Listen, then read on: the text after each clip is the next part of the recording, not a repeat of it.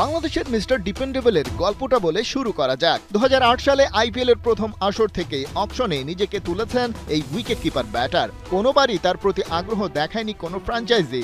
2020 আসরে তাই নাম দিতেই আগ্রহ হারিয়েছিলেন, কিন্তু জানা গেল আইপিএলের কয়েকটা ফ্র্যাঞ্চাইজি তাকে অনুরোধ করেছে। মুশফিক তাই লিস্টেড হলেন। কিন্তু আশ্চর্য, এবারও তার ব্যাপারে কোনো আগ্রহ দেখালো না কেউ, থেকে গেলেন অবিকৃত। এক প্রেস মিটে ব্যাপারটা জানতে চাওয়া হলো। মুশফিক বললেন তার সাথে আইপিএল এর কেউ যোগাযোগ করেনি। কয়েকটা ফ্র্যাঞ্চাইজি আগ্রহী একথা মিডিয়ায় জেনে নাম দিয়েছিলেন। প্রমাণ হলো সংবাদ মাধ্যমের রটা গল্পগুলো আসলে গাল গল্প ছিল।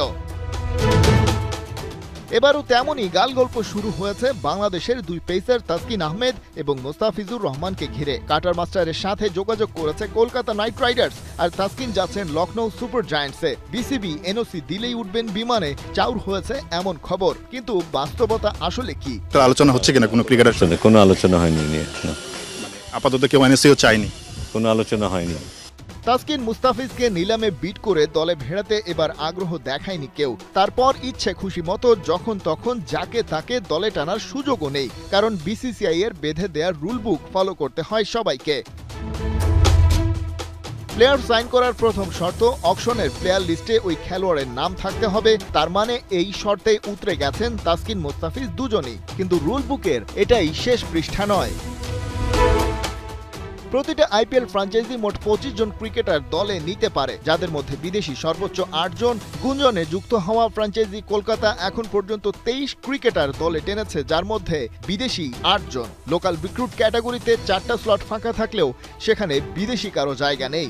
ওদিকে লখনৌর ওভারসিজ ক্যাটাগরিতে 2টো স্লট ফাঁকা থাকলেও এর মধ্যে টোটাল 24 ক্রিকেটার নিয়ে ফেলেছে তারা। তাহলে তাসকিনের কি চান্স থাকছে? সেটা পরিষ্কার হতে আইনের মারপ্যাচ বুঝতে হবে আরও। প্রতিটা ফ্র্যাঞ্চাইজি এক সিজনে একটা নির্দিষ্ট অ্যামাউন্ট খরচ করতে পারে। 2025 আইপিএলে অঙ্কটা 120 কোটি। মনে রাখতে হবে, কোনো প্লেয়ার কিনতে তাকে অন্তত তার বেস প্রাইস দিতে হবে। এখন এই 120 কোটির মধ্যে কলকাতার পার্সে আছে 5 লাখ, লখনৌয়ের 10, যেখানে মোস্তাফিজের বেস প্রাইস 2 কোটি, তাসকিনের 1। তার মানে দুই ফ্র্যাঞ্চাইজির কারো পক্ষেই দুই টাইগার পেসারকে দলে টানা সম্ভব নয়।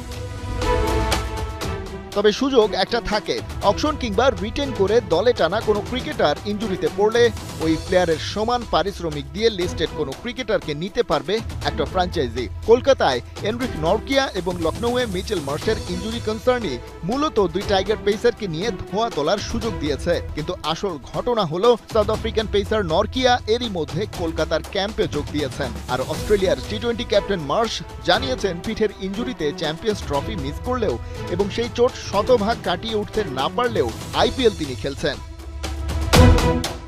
তাই তাসকিন মুস্তাফিজকে ঘিরে চাউর হওয়া খবর পুরোপুরি বানোয়াট। এমন তথ্য ছড়াচ্ছে মূলত ভারতের মিডিয়া। উদ্দেশ্য এবার বাংলা থেকে কিছু ক্লিক আর ভিউজ আদায় করে নেয়া।